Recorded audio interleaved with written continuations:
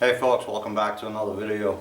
I'm about to do a little experiment with a sleeping arrangement for hot tent camping and snowshoe trips Last and year stuff during like the that. Jack Mountain Bushcraft snowshoe expedition, I took the military sleep system with me. I ended up freezing my tail end off. Not really the fault of the sleep system. It was a situation that I put it into, or myself into. So short of that is, a group of us got there early, trekked out into the wilderness to get the tent set up and all that, get firewood going and all that until the rest of the crew showed up. So we trekked all the way out, found the spot that we were going to camp at, and just prior to setting up, we got the phone call that the rest of the group was stuck in a snowstorm, wouldn't be up there till late, so we were to go back to the parking area and meet the rest of the group. I think they showed up right between 11 and midnight.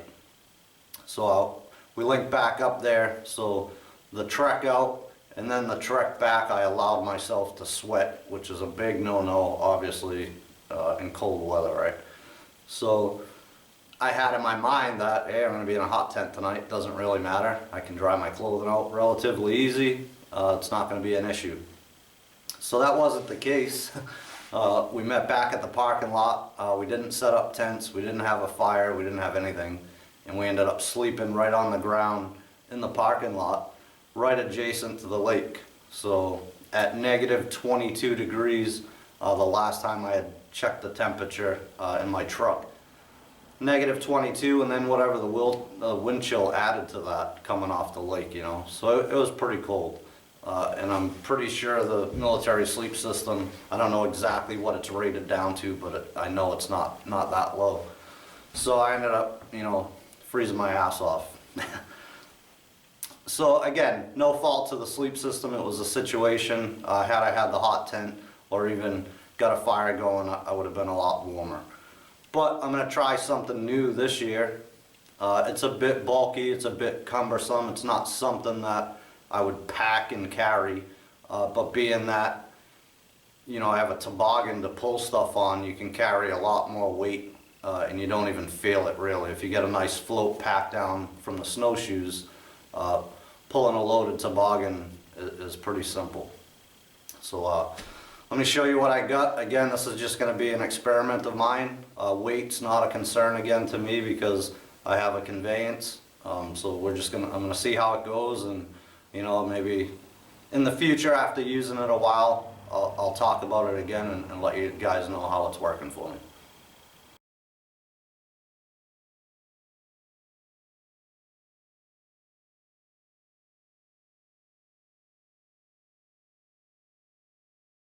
Alright, so what I'm going to use is a layer system.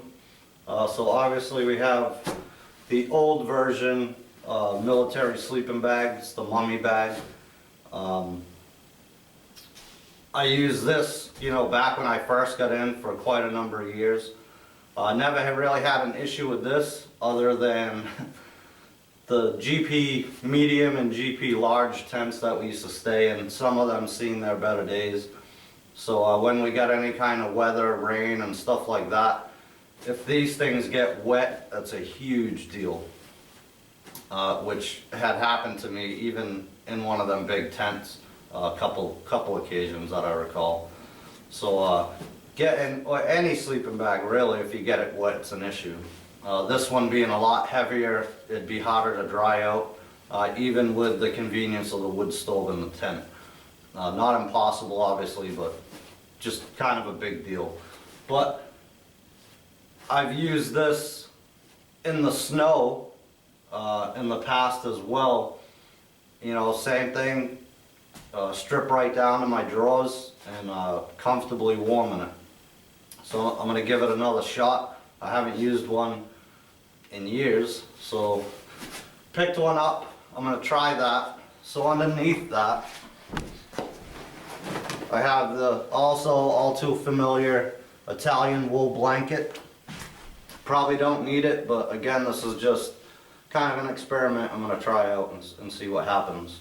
So I just folded the wool blanket in half, I sewed up the bottom, and one side. So I'm going to tuck the sleeping bag down inside that. And then I have an oilcloth tarp that, you know, doubles obviously as a ground cloth and whatever, but it's an additional layer to prevent anything from getting wet. Now that shouldn't happen obviously inside the tent, so it shouldn't be an issue, but it's just that extra layer of loft, right? Trapped air inside. Every piece of the system is breathable, right? So you got the oilcloth, breathable material, wool, breathable material. This mummy sleeping bag is a mix, and it's a cloth material as well. I couldn't tell you what exactly it is, but it's cloth and therefore breathable, opposed to some of that, you know, the newer plastic type or silnai or whatever you want to call it. Anyways, plastic that's not so breathable. Gore-Tex, same thing, not breathable. So that's why I chose these pieces, because they're breathable, and other than the oilcloth tarp, which could easily be dried out in the tent, not next to the stove, but in the tent with the wood stove, as well as the other two pieces. So I'm going to do the same with the tarp. This one has seen its better days. It's still functional, still works. I may sew it up in a way where I can undo it and still use it as a tarp in the warmer months. But I'm going to go ahead and fold that over as well, right in half. And I'm going to sew up the bottom and at least halfway up the side, but not all the way. I hate feeling trapped inside of something, a little claustrophobic maybe or whatever. But so that's my intent. That's what I come up with. Again, I haven't done it yet. This is experimental to me, so I'm going to test it out and see how it works. Typically in the tent, you know, during a snowshoe trip or something like that, we lay out some type of ground cloth anyway. And you can go cheap with that. You don't have to get crazy with it. Sometimes it's the big plastic Home Depot special tarps, and they work great after you pack the area down. Just lay that down, keeps you off the snow, right? I'm probably going to end up trying my Woodsman tarp out this season in that regard, rather than the plastic, because the plastic tends to slide around a lot more than the canvas does. So I'm going to try that out. So you have a ground cloth already. After that, sleeping pad would go down, and then this system right on top of it. So that's what I'm thinking. That's what I come up with. And again, I'm going to try it out this season. And again, we'll come back and I'll let you know how it works for me, or how it didn't work for me, or whatever, you know. So, and all of this, maybe less the sleep pad, will fit right in this bin that goes on my toboggan.